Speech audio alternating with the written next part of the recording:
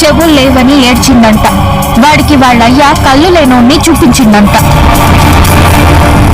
ఒకడు డబ్బు లేదని ఏడ్చిందంట. వాడికి గుండె జబ్బున్నోన్ని చూపించిర్రంట. ఈ దునియా గిట్లనే ఉంటదండి.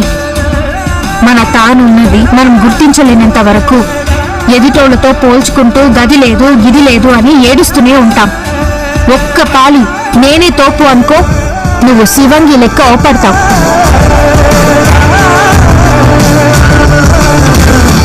ఆడదాని బతుకు రాణివాసం కాదు, అడవిలో వేట. నిరంతరం పోరాడాలి.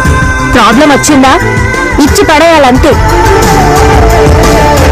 మన దిల్లు గట్టిగా లేకపోతే దునియా లొల్లి పెడుతుంది. మనం ఎంత స్ట్రాంగ్ గా ఉంటే ప్రాబ్లం అంత చిన్నదవుతుంది.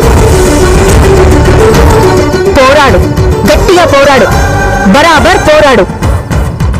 మనతో అవుతుందని గట్టిగా అనుకో. ఎందుకు అవ్వదో తేల్చుకుందాం.